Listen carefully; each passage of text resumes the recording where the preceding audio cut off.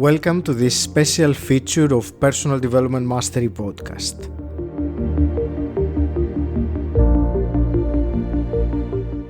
This special audio feature is about Gaianet, a global community connecting heart-centered, purpose-driven changemakers whose mission is to work together towards a harmonized world and to grow the roots of a new earth.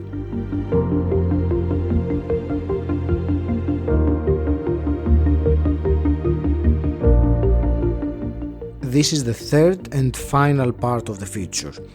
In the previous parts, we've heard from the co-founders and core contributors of Gaianet, telling us what is Gaianet, who is it for, what are their views on the current global situation. And we also heard them talk about their stories, journeys, milestone moments, spiritual awakenings, the role of plant medicine and specifically ayahuasca, and also living from the heart. In this third part, I will let my guests' voices again share this time the mission of Gaianet, the vision of the future, the vision of this new humanity, the new paradigm, the new earth.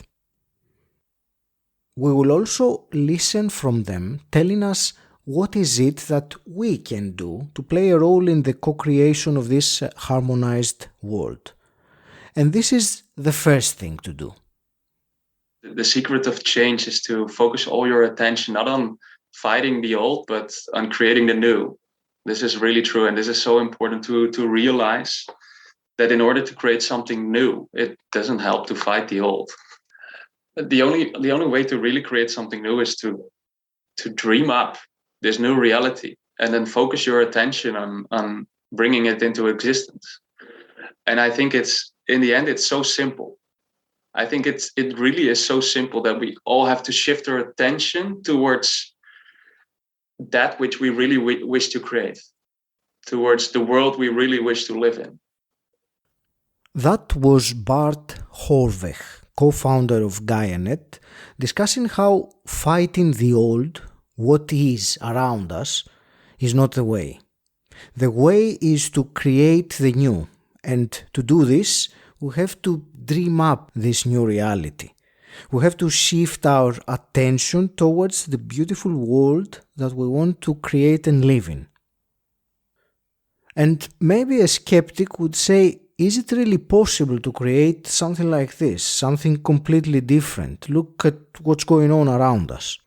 Here's what Julia May, one of the original founders of Gaianet, had to say about this.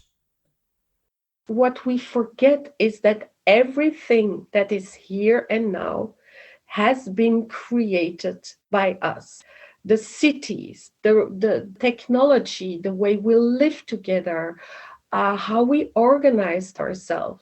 So if we dare to look at the current situation as an end station of creation for many, decades, thousands of years, then we can also say, but we can create something completely different. It's as possible as what is here today is possible. What is here today is just a version of all the possibilities we have. It's just a version. The current reality is just a version of all the possibilities we have. Let's hear from Bart again, what he says about people who have doubts whether it is possible. You tell people about the vision that we've been talking about. A lot of people are skeptical that it's possible. They might say they don't believe, or there's a lot of reasons to say it's not possible. Luckily enough, there's a large group of people that are starting to believe it's possible and doing that for a while, and it's a growing movement. But in order to have this massive transition on the planet, you will need to create these places where people that might not be so easy to believe, where they can step into this new reality and actually experience what it's like. And once you step into that new reality, there's all the doubts in your mind, they're just flushed away. because it's real. Bart talked about transitioning towards this vision, and he made a very important point there. I also asked him, how would this world look like? And here's what he had to say. It's really important that we create a world in which everybody is free to follow their passions and their dreams, and where people have the opportunity to really discover what their purpose is in life. What is their unique role in the larger whole? Because if everybody does what they love to do the most, I think, well, we cannot create anything less than a beautiful world, right? We will listen next from Alexander Keenan, one of the co-founders of Gaianet, about how does he envision the future. I see a world full of community-type societies. I see smaller communities instead of big cities, many smaller communities where people live with new sets of principles, no government. First of all, we don't need a government. We are all sovereign beings, fully in our own responsibility, and together we can decide what's best for the community. Of course, there's a core team that can do the daily operations and organization, but they do so in full transparency. Not like our government, they do everything in small rooms that we cannot be part of, and then there's a press conference to say their conclusion, and we all have to do that. That's not a democracy for me. We are all imprisoned in this system, and now by making it fully transparent and implementing feedback loops so that the community can give feedback and the people defining the policies understand what works, what doesn't work. Now we create something where, as a whole, we can serve the highest good of all and find our way, use the wisdom of the crowd to create what's best and to define what should be our priorities as a community. One of the most important elements of this new world is, of course, our connection with nature, with the planet, with Mother Gaia. Let's listen from Bart again, talking about nature. I really believe that it's time to reconnect with nature. We've really lost our connection with nature, and it's so important to realize that our well-being as humanity is directly linked with the well-being of the planet. So I really see a future in which we learn to live in harmony with nature again and with each other. And let's also hear from Alexander Keenan about the same topic of nature. I think we'll move to much more localized products. It doesn't make sense that products are shipped all over the world, that I can eat fresh avocados here in the Netherlands that come from I don't know how many thousand kilometers away. So moving more to local specializations, permaculture. Permaculture is huge. We know agriculture now as humans, but now understanding how we can create a closed system where different types of fruits, vegetables, insects, soil can create a system where everything improves itself. So with relatively little effort, we can have relatively large and diverse harvests that will be integrated into those villages, into those new earth cities. We live in harmony with nature, so there's much more green around us. In fact, first there's the green, and then there are also houses in the places where it fits.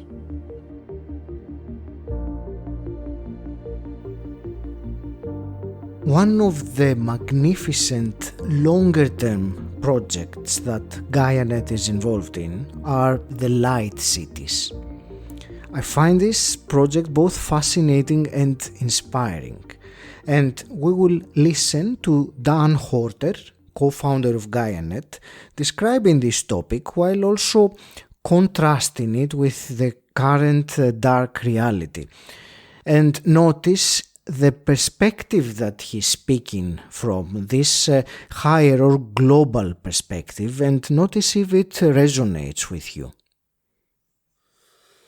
In a short version, it's a project to create an integrated network of city systems that work tradeless, moneyless, and stateless, meaning without government. That are intended to function as you can call it either a resource-based economy or an open access economy. And the word economy actually means the fulfillment of needs through goods and services. Economy has nothing to do with money. Money is a man-made invention that's fused with economy. And it aims to offer a complete radical new solution to how we live, breathe, and organize ourselves, moving away from a profit-oriented system that really each nation is just a company, each government is just a company, and the inhabitants of a nation are its employees, and they're ruled by force, and it aims, and the only thing that is the common purpose of humanity right now, that we have jointly agreed upon, because we're all in this system, is raising the GDP of each nation. So we're all just working together as a chosen common purpose as humanity. Each person has a job or is adding to the financial system. It's just doing that to increase the profit of the nation and to reduce its debts. And the debts are centralized to a certain small group of people. So that's the problem, and that goes at the cost of poor countries and of the ecology. And we see that everywhere. And the cities are there to function as an alternative way for humanity to live, breathe, and organize itself without those initial design mistakes, because they're just design mistakes, and to design our habitat systems from a totally different perspective, from a whole systems design, and thereby hoping to offer alleviation to the problems that we are in, and hopefully offer a lasting solution that humanity can thrive. And we need to start somewhere. So it starts with one city in Brazil, bringing as much as we can together, building an industry around it so that we can modularly scale this out to other places in Brazil and to anybody in the world who wants to do the same and work together. And let's listen next to change the perspective to something more shorter term before the light cities. Let's listen about the Harmony Village project, which is something much more imminent. And we will listen to Alexander Keenan talking about it. All of this is just virtual. We want to bring it down to the real earth. So that's what Harmony Village is for. Harmony Village is about how can we take all of these amazing things that already exist somewhere in the world, new ways to live, new forms of houses, fully natural building materials, more energy efficient, friendly to nature. How can we shape a village so that we live in harmony with nature? How can we shape communal dynamics in that village so that people feel connected and constantly ask for what they need and share with each other and teach each other things? So Harmony Village is first project to bring all of this down to earth and start living it. Leading to the third big pillar is the Light City project. And that's really the pinnacle of human evolution.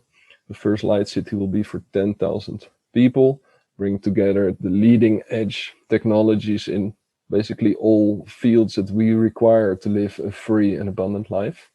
So Harmony Village is also the first small step in that direction. And the very first Harmony Village, we're looking to create really a living lab. Living lab, a place where all these new earth technologies can be demonstrated, implemented, experimented with, experienced.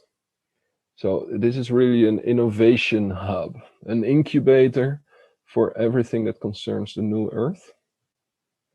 Inside Harmony Village, we'll be demonstrating many different kinds of buildings, communal buildings, ceremony space, fitness, gym, massage spaces, all of that, cinema, etc., natural swimming pool, and the houses, the domes, the places where the people live, whether it's couples or families. They will be designed by different kinds of creators from all over the world, so that Harmony Village becomes a showcase with real life, tangible things to show to the world and to experience, of course, what is already possible today. Of course, inside Harmony Village will open the door for people who work on the new Earth. Can be leadership teams coming there together. Can be people visiting. Can be people related to Gaianet. There's a huge movement going on all over the world. People are waking up. People are putting themselves in service of Mother Gaia, Mother Earth. And Harmony Villages is one of those physical places where these people can be in each other's close proximity. A living lab and an incubator for New Earth. Alexander sees all these villages as cells belonging to a bigger organism. And all these villages, all these cities there, they can be seen like cells, a cell that belongs to a larger organism. So I see many new places. I see these cells popping up with groups of people who make it happen. I see, for example, from Harmony Villages, but also many other village builders, conscious community project leaders that are part of the Gaianet network. All of these parties sharing our blueprints, sharing our best practices, so that any group that wants to move away from the city, live in harmony with nature again, gets all the blueprints. There's no intellectual property. Intellectual property is one of the biggest brakes on human development that you can imagine. Why the first person to register an idea can keep it for themselves when it can benefit 7 billion people, I still don't understand the logic in that. I will let that sink in for a moment.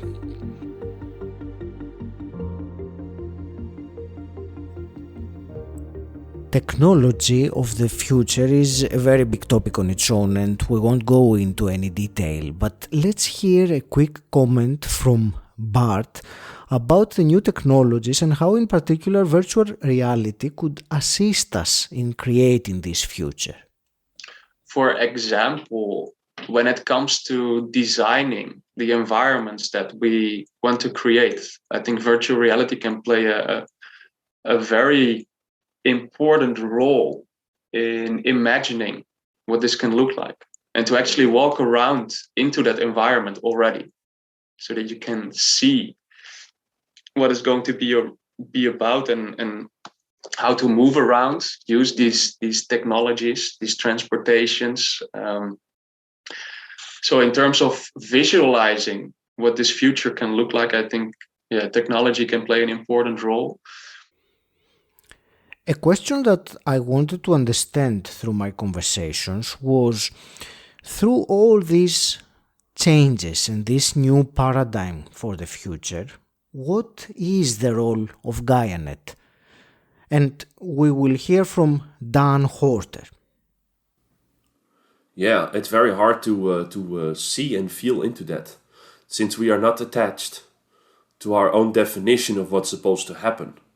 And I think that is maybe the biggest role of Gaianet, is to stay fluid and flexible and not get too dug in to who we are and what we do and why we know why we do it, and that's not going to change.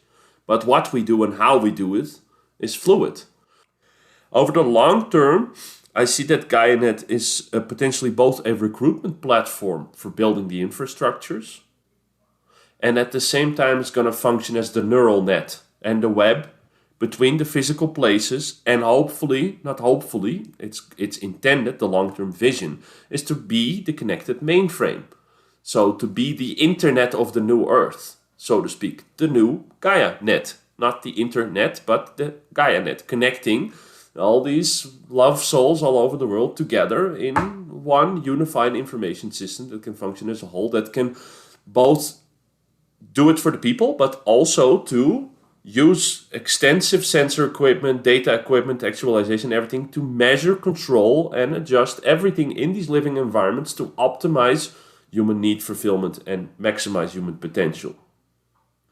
So there's different layers and phases. Now it's a small group of big heads It intends to be more of a recruitment platform and a light beacon, attract larger numbers, and later, with a lot of partners, of course, we're not envisioning to build all of that, but to be the weaver of the puzzle pieces and click them all together and make them function for the cities and for humanity as a whole.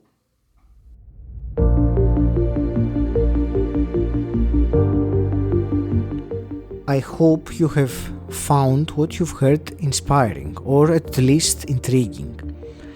And this leads us to the question that I think it's the single most important one. It is certainly one of the biggest reasons why I have created this feature in the first place.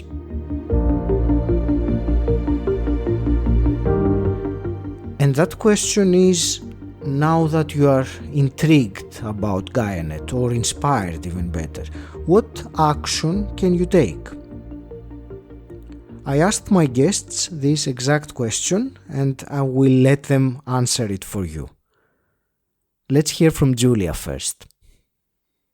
The most beautiful gift that you can give yourself today, depending also where you are and what is your today experience of being alive, is start to be curious. Put your head on of being an explorer and an adventurer and start to look for those places where you can start contributing. Start to ask yourself, where would I want to go? What could be my most beautiful contribution with my personal and unique life force energy to this world today? And ask your helpers, the universe, to show you the way.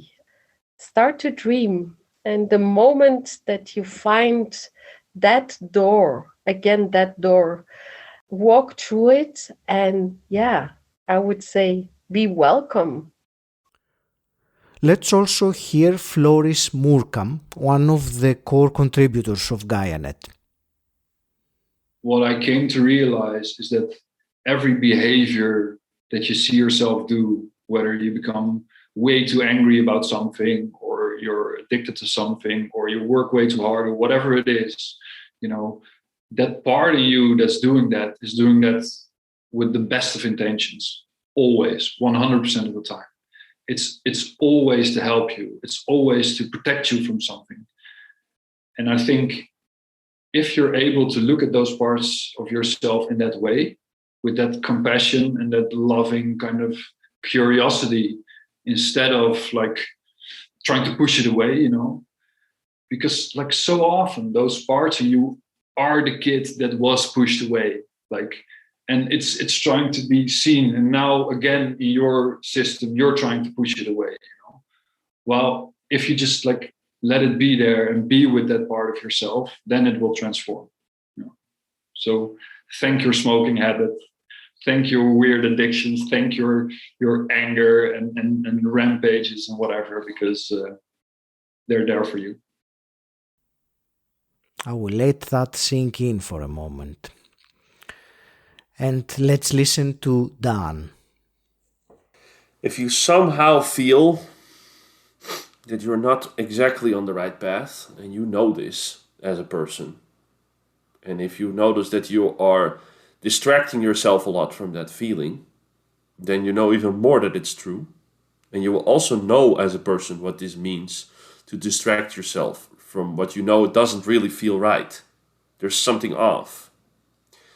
That's a very important thing to listen to. And don't stop listening to it until it stops talking. Go find meaning. Go find something that is really meaningful for you. Not what you've learned, not what you think. You also know as a person, everybody knows this deep down in their gut what this actually means. Most people choose to stay with the discomfort of not knowing. And I really encourage you to be courageous and to do whatever it takes, really. Obviously, with respect to all the people around you. Don't get me wrong here, but do what it takes to figure out why you are here. And they know that's not easy, man. Because the tools we have been offered as human beings to discover that are wrong. Those tools are ineffective. The educational system, the work-life system, the entertainment system, they are all insufficient. You got to go out of the box. But there's fortunately so many people in the world who have, to a lesser or more degree, discovered this within themselves and are helping others with this. So find the tool that works for you. It can be going to travel, it can be to work with plant medicine, it can be to go to an extensive meditation retreat, to sit in a man's circle, in a woman's circle. Do whatever resonates with you to expose yourself to the opportunity, at least, to find more out about this, because it's a lifelong journey in the end.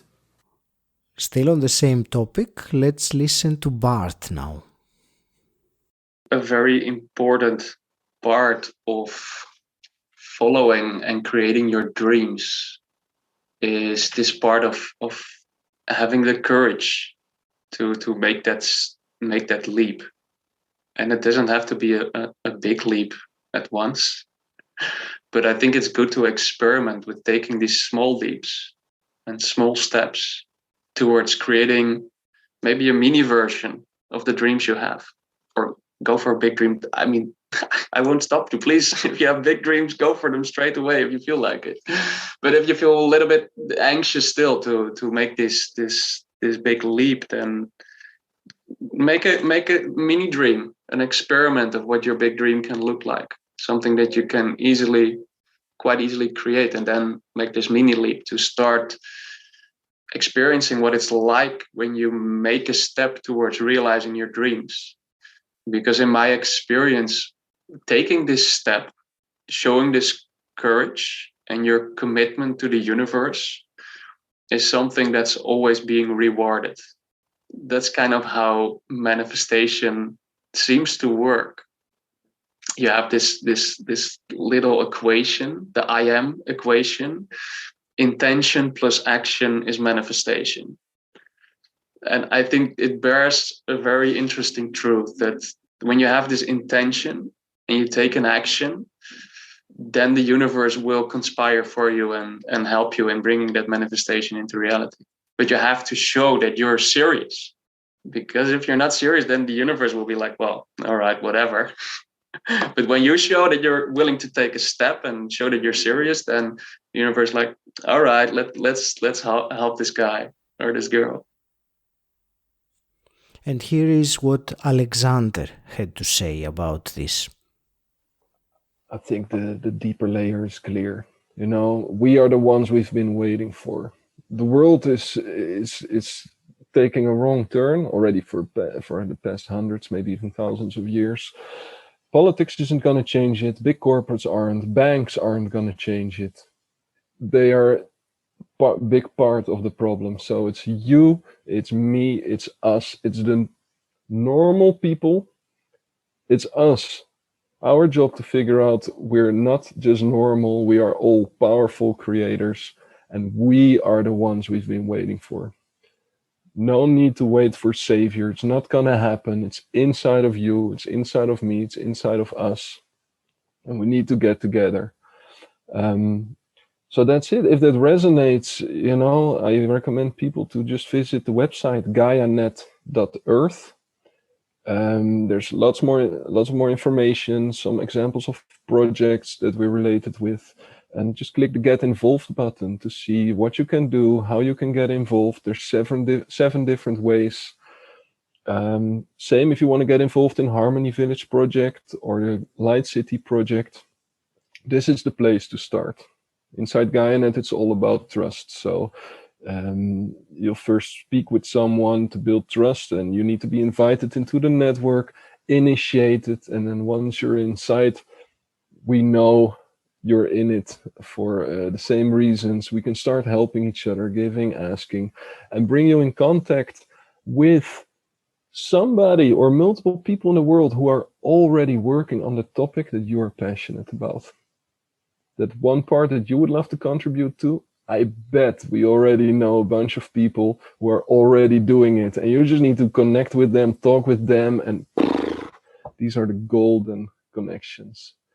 So that's what Gaianet is for. And when you're listening and you feel resonance, just take the next step. Gaianet.earth, get involved, and go with the flow from there.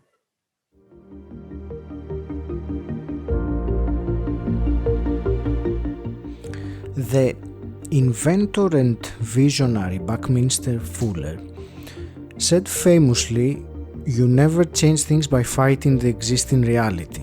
To change something, build a new model that makes the existing model obsolete." And we talked about this in the previous part. For me, if I take this phrase and break it down, this era that we live in, the existing reality is the institutions that we have given the power to. We must understand that they won't solve the problem. They're actually a big part of the problem.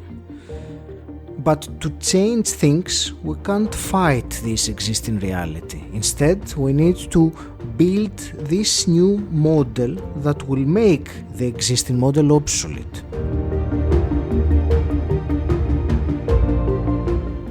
And the important thing to realize is that the governments and the big corporations are not going to do it for us. We need to stand up for ourselves and realize that we are the ones we've been waiting for. For me personally, Gaianet has inspired me, and I see it as a beacon of light for a more compelling future.